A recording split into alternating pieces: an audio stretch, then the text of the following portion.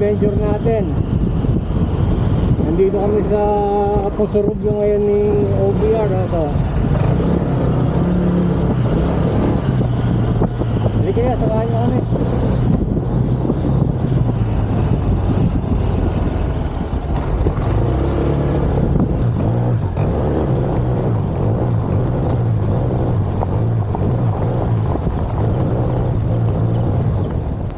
Yan guys, lahat ng magagandang destination may rough road, tandaan nyo yan. Saka meron din maraming kambing.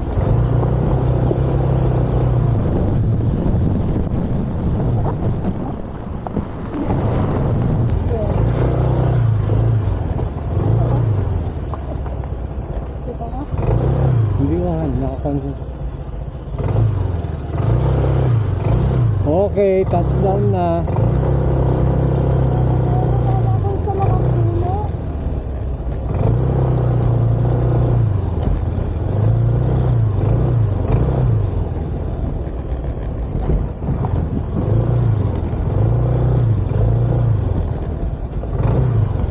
Ayos, kaming nauna. Kaming unang pipili ng lugar. Haha.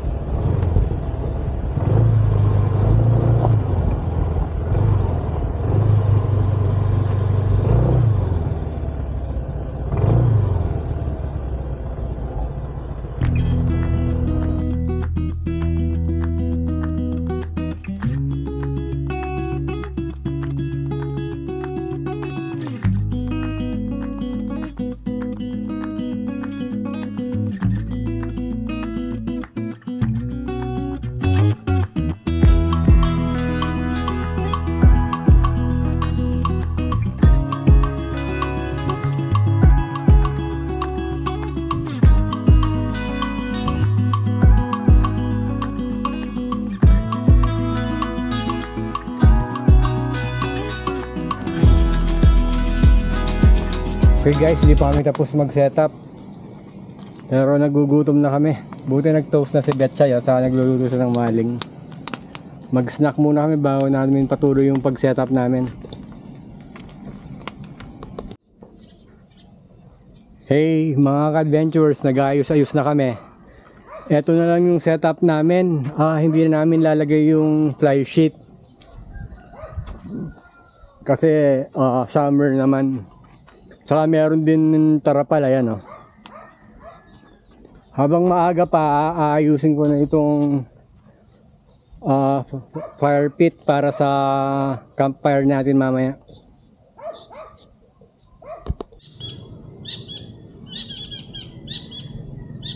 Hey mga ka-adventures, andito na naman kami sa Camp Humaha. Last time na nandito kami, nasaksihan namin yung sunset. Medyo cloudy ngayon. Tignan natin kung masasaksihan natin ulit yung sunset. May mga bantay kami mga dogs ayun, no? Pinakain na ni Betchay kanina. Tapos kung mapapansin nyo, napakalawak nitong campsite. At napakaswerte namin dahil solo na naman kami. Ayan, no? Walang katao-tao, walang ibang campers, kami lang. So yun.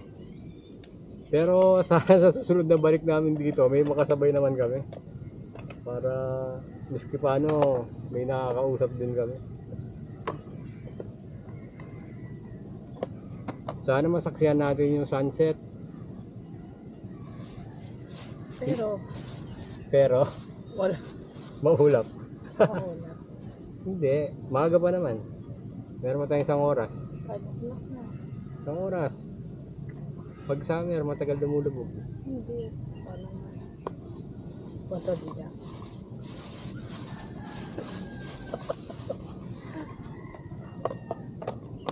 O yun. Magkape muna tayo habang hinihintay natin ang sunset. Maglili ka dito. Pag hindi natin ma-chechempuan, mag-happy hour na kami ni Betchay. Gaya ng dati.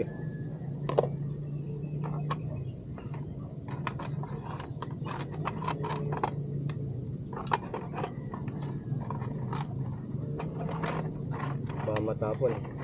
Ayusin natin mabuti. Yan.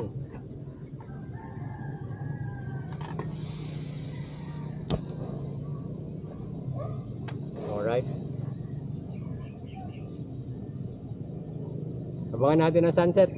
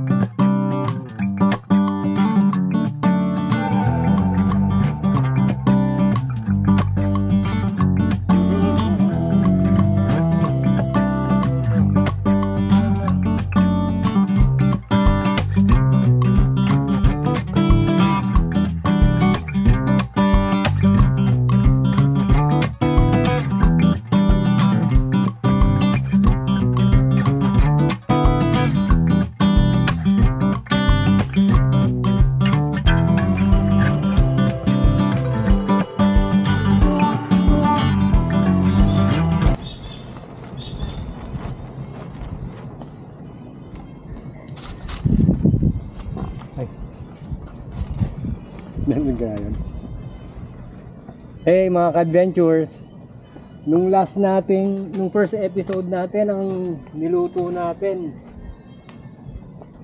manok. Ngayon isda naman.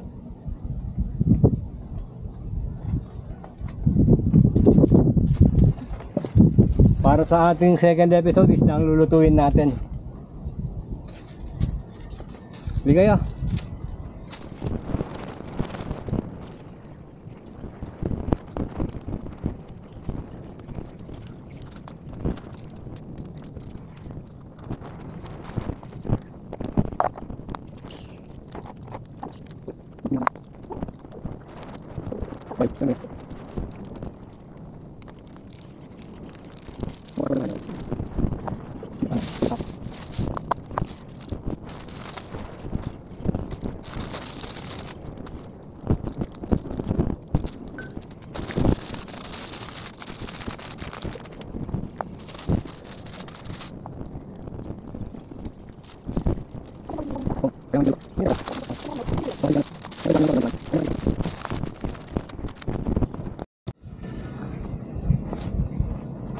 So ayun, pabayaan lang natin silang maluto dyan sa magic ihawan namin. Habang nagluluto yan, gagawa akong sausawan.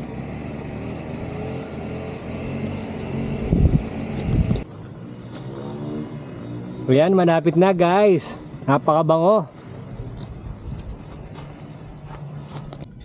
Okay, luto na.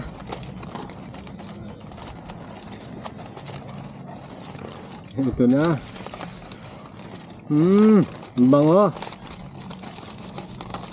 Yun oh.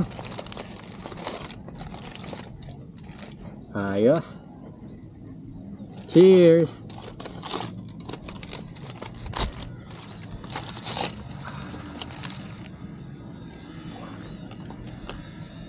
Yung sausawan na ginawa ko, wala kami nilagyan ng sausawan, nag-improvise na lang ako.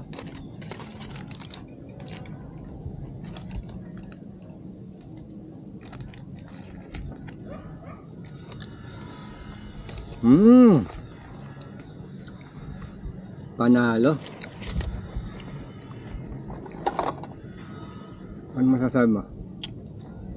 Masarap. Maanghang na. Maanghang na, wala pang sausawan. Ilagay mo na yung green eh. Napakasarap, di ba? Ayos.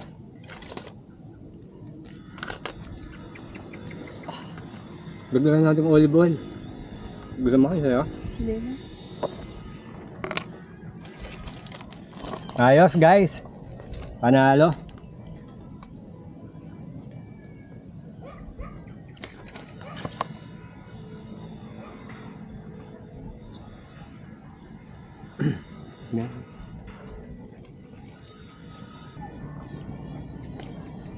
So yung mga ka-adventures, nag-happy-happy na kami ni Betchay. Ni-enjoy namin itong isda.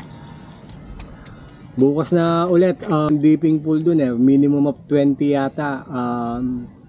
Pwede nyo na siyang pa-activate. Tapos meron din mga tipi hut, pupuntahan din natin yan. Or 2.5 siya. Or 2.5 daw. Para mas sure tayo, I recommend na mag-reach out kayo dun sa page na Camp Humaha. H-O-O-M-A Huma H-A. H-O-O-M-A-H-A. Humaha. Bukas na ulit, parang nahihilo na ako. Bye. Cheers! Cheers, cheers.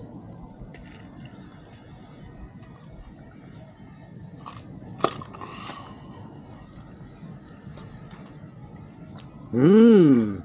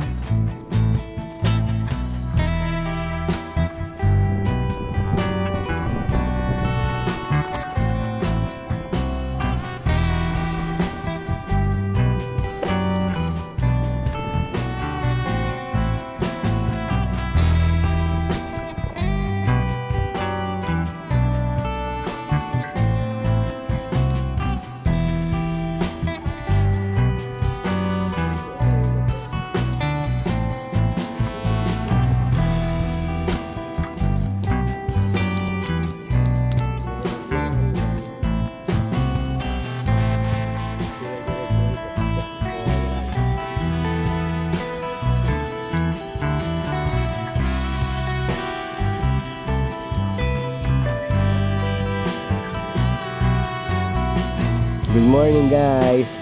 Saksiyan din natin ang sunrise. Ayan o. Hehe.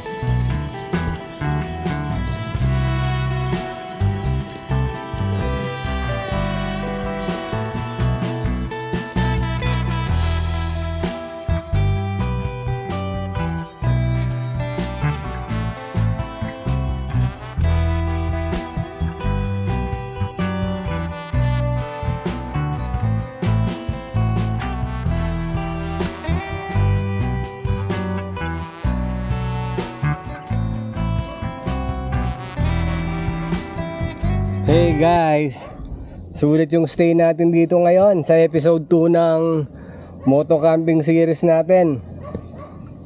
Kasi yung area, meron pala yung kinamalapit, mga 5 kilometers lang. Nakabili kami ng mga fresh meat, oh. Magluluto-lutuan tayo maya-mayang konti.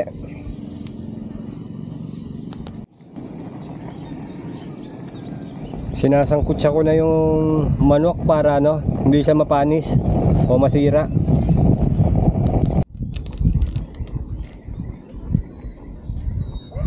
Yan, etong liempo naman lagyan na natin ng salt and pepper. Tapos maya maya ihaw na natin para hindi rin siya mabulok. Kunti lang salt and pepper.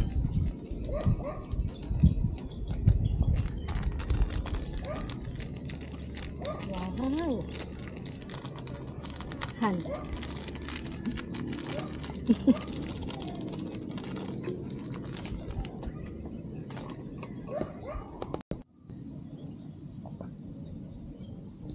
O yung liempo, iihawin na rin natin to maintain freshness. Init na lang natin ulit mamaya. Salt and pepper lang yan, oh.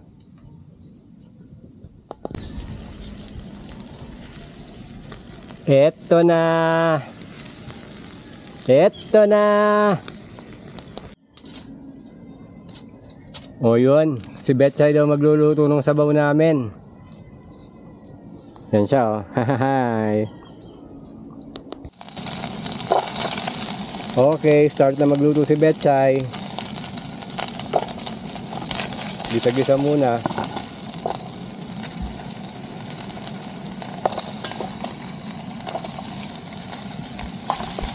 O guys, yung dun sa inihaw, tinanggal namin yung balat. Tapos sasama na sa sabaw para mas malasa.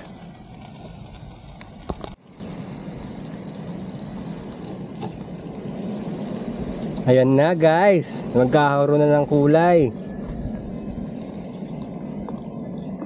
Ayos. Pakuluin lang natin yan. Yun, panalo ang tinola ni Betchay. Hey mga ka-adventures, sobra kaming nag-enjoy ng episode 2 ng Moto Camping Series natin. Nakapagluto pa kami, oh. Ayos. No. Doggy, no. Mamaya. Nakapagluto kami ng inihaw. Yun o, tamang-tama yung luto. Titikman ko kung tama.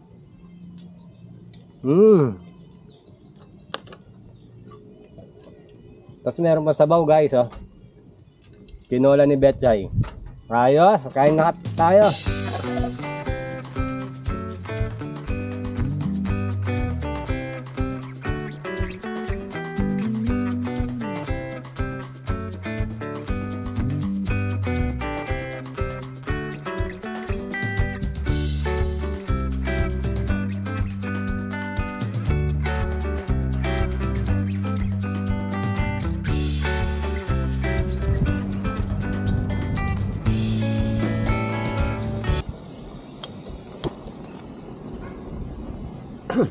Hey guys, tapos ng sumibog.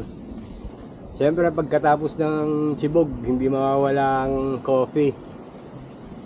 Saka yung binibake ni Betchay, dessert. Sobrang nag-enjoy kami.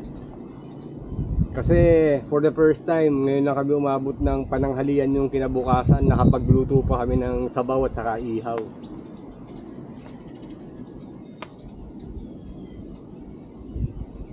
Sa Camp Humaha nga pala ito. Mura lang ang rate nila per head. Visit nyo yung page nila sa Facebook kung gusto nyo mag-inquire.